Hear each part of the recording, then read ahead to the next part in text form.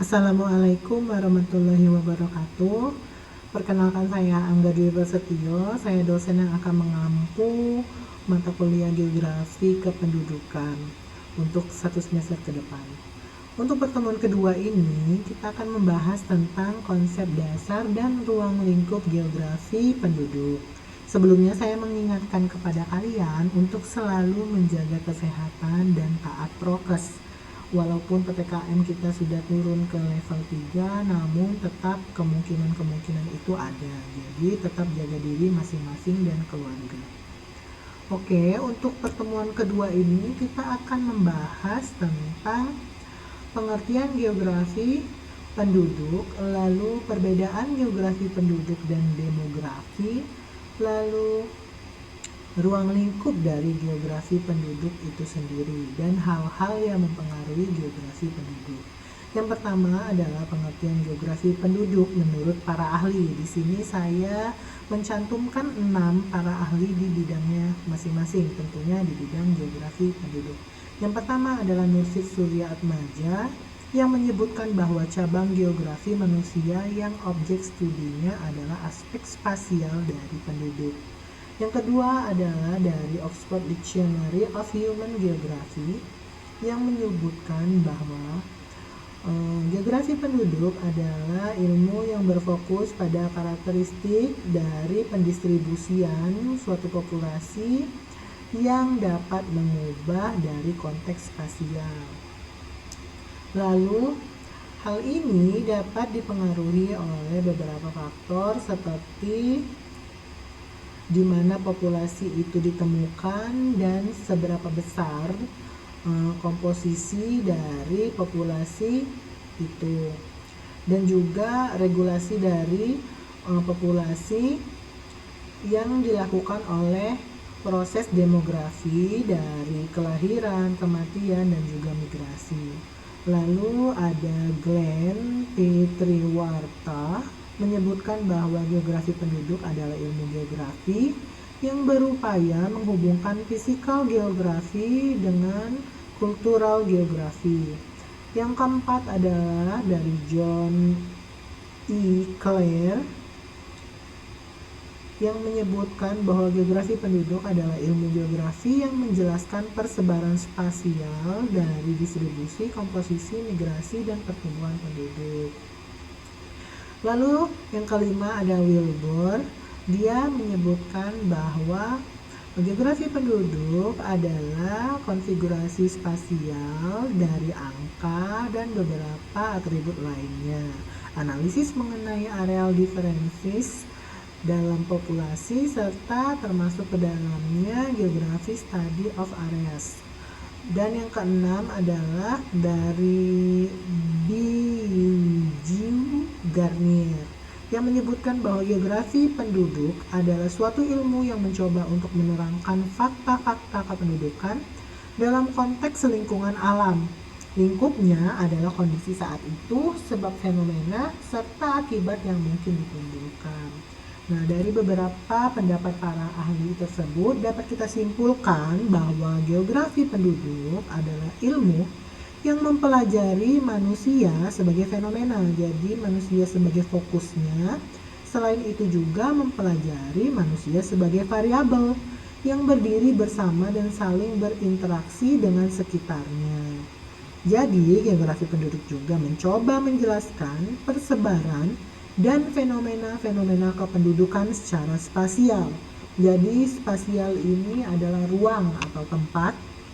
Jadi beberapa kali tadi disebutkan ya spasial. Jadi artinya spasial itu adalah ruang atau tempat. Nah, penjelasan ini melingkupi sebab dan akibat dari fenomena kependudukan tersebut. Jadi secara umum geografi penduduk ini mempelajari tentang manusia sebagai objeknya dan hubungan timbal balik manusia tersebut dengan lingkungannya. Lalu apa sih perbedaan geografi penduduk dan demografi? Walaupun terlihat sama, namun kedua ilmu ini berbeda ya. Nah, geografi penduduk dan demografi memiliki banyak sekali kesamaan. Yang pertama, mereka sama-sama menjelaskan mengenai fenomena-fenomena kependudukan. Lalu analisisnya menggunakan data statistik dan penyajian hasilnya yaitu menggunakan angka-angka. Namun, pasti ada perbedaan di antara keduanya, yaitu dalam demografi umumnya dikaji tersebut adalah proses serta karakteristik fisik yang ada dari penduduk di suatu wilayah. Sedangkan geografi penduduk ini berfokus pada aspek keruangan dari kependudukan tersebut. Selain itu, geografi penduduk juga dikaji hubungan timbal balik yang terbentuk antara manusia dengan lingkungan di sekitarnya. Oleh karena itu, dapat disimpulkan bahwa pada demografi berfokus pada aspek internal dari kependudukan, sedangkan pada geografi penduduk berfokus pada aspek eksternal dan dampak-dampak keluar dari penduduk. Selanjutnya adalah ruang lingkup geografi penduduk. Nah, untuk mempelajari geografi penduduk tersebut, kita harus tahu ruang lingkup apa saja yang dipelajari pada makul ini. Yang pertama adalah fenomena demografis. Yang kedua adalah peningkatan dan penurunan jumlah penduduk. Yang ketiga adalah pergerakan populasi baik secara horizontal maupun secara vertikal. Lalu ada struktur ketenagakerjaan dan hubungan timbal balik yang terbentuk antara penduduk dan lingkungan sekitarnya. Untuk slide selanjutnya kita akan membahas satu persatu dari ruang lingkup geografi penduduk. Yang pertama adalah fenomena demografis. Fenomena demografis yang dibahas dalam geografi kependudukan semuanya berhubungan dengan penduduk pada konteks spasial yang meliputi kelahiran atau natalitas, kematian atau mortalitas, dan pertumbuhan penduduk serta transisi demografis. Contohnya adalah persebaran penduduk di suatu wilayah yang berbeda-beda. Namun, fenomena yang demografis ini juga mencakup struktur kependudukan di suatu wilayah dan transisi demografis suatu wilayah. Nah, fenomena ini berkaitan erat dengan piramida penduduk, yaitu suatu piramida yang menggambarkan bagaimana jumlah penduduk yang dibagi menjadi dua, yaitu pada kelamin laki-laki dan perempuan, dan diurutkan berdasarkan umur. Untuk lebih jelasnya, kalian bisa googling contoh dari piramida penduduk. Nah, jadi piramida penduduk di mana suatu negara bertransisi dari negara yang memiliki angka kelahiran tinggi menjadi yang memiliki angka kelahiran rendah. Selanjutnya adalah peningkatan dan penurunan jumlah penduduk. Nah, peningkatan dan penurunan jumlah penduduk ini juga dipengaruhi oleh beberapa hal, yaitu faktor sosial ekonomi. Sudah pasti ya bahwa faktor sosial dan ekonomi ini sangat berpengaruh besar pada peningkatan dan penurunan jumlah penduduk. Dapat kita lihat dari negara yang kaya dan juga negara yang miskin. Negara dengan banyaknya kasus anak-anak yang kelaparan berbanding terbalik dengan negara yang memang memiliki sumber daya bagus, pengelolaannya yang bagus, pasti negara tersebut akan memakmurkan penduduknya. Lalu ada faktor lingkungan, yaitu bagaimana di suatu daerah yang memiliki lingkungan yang bagus, tanahnya yang subur, pasti akan berbeda dengan dari tempat suatu yang memiliki tanah yang tandus, tanah yang tidak produktif, lingkungan yang kurang bagus, banyaknya kejahatan, pasti akan berpengaruh terhadap jumlah penduduk. Lalu faktor kebijakan dan faktor kualitas infrastruktur dari suatu daerah. Selanjutnya adalah pergerakan populasi. Nah, pergerakan populasi ini dibagi menjadi dua. Yang pertama pergerakan spasial dan pergerakan vertikal, di mana pergerakan spasial ini seperti migrasi atau perpindahan penduduk yang dapat secara permanen maupun sementara. Hal ini dapat dikarenakan oleh seseorang bekerja atau seseorang sekolah. Nah, itu jika seperti kalian, jika ada yang mengekos di sini, tentu hanya sementara. Kalian setelah lulus akan pulang ke daerah masing-masing. Atau orang yang mutasi kerja, maka dia akan pindah dari wilayah satu ke wilayah lainnya. Lalu juga menikah, mempunyai rumah, akan tinggal di daerah tersebut, seperti itu. Lalu ada pergerakan vertikal. Pergerakan vertikal ini dapat dilihat dari status sosial seseorang, tinggi, rendah, atau sebaliknya. Nah, pergerakan vertikal ini dapat terlihat dari tampilan dan perilaku seseorang. Selanjutnya adalah struktur ketenagakerjaan. Nah, struktur ketenagakerjaan ini yaitu meliputi siapa yang termasuk tenaga kerja, angkatan kerja, dan bagaimana kondisi penganggurannya merupakan aspek kajian penting dalam geografi penduduk.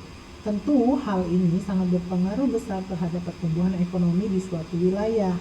Rasio antara masyarakat usia produktif dan non-produktif ini dikenal dengan rasio ketergantungan penduduk atau kerap dikenal dengan dependensi rasio. Untuk Indonesia sendiri, berdasarkan suatu riset bahwa untuk sekarang Indonesia memiliki penduduk dengan mayoritas usia produktif. Oleh karena itu akan terjadi persaingan yang ketat untuk memperoleh pekerjaan, untuk memperoleh suatu karir.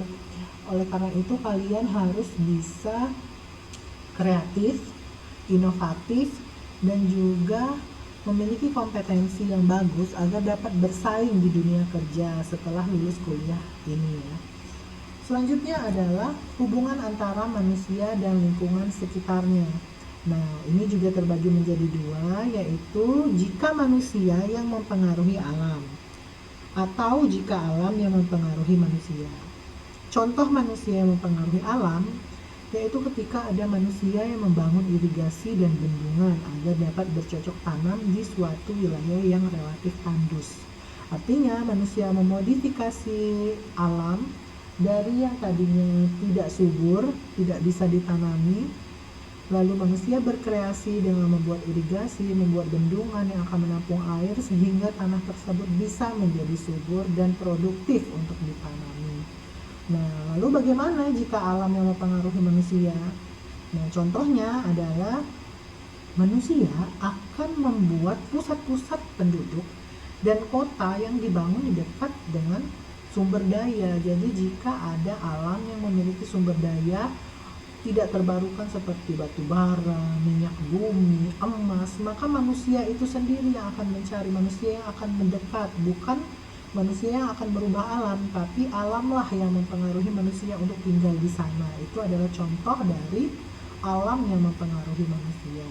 Nah, jadi itulah tadi beberapa ruang lingkup dari makul geografi penduduk hari ini. Jadi untuk hari ini sekian materinya. Jika ada pertanyaan kalian bisa langsung post di forum diskusi. Jangan lupa mencantumkan nama dan NIM. Bagi kalian yang tahu jawaban dari pertanyaan temannya bisa langsung dijawab, karena hal ini menjadi nilai dari keaktifan kalian. Nah, terima kasih untuk waktunya. Cukup sekian untuk materi hari ini. Wassalamualaikum warahmatullahi wabarakatuh.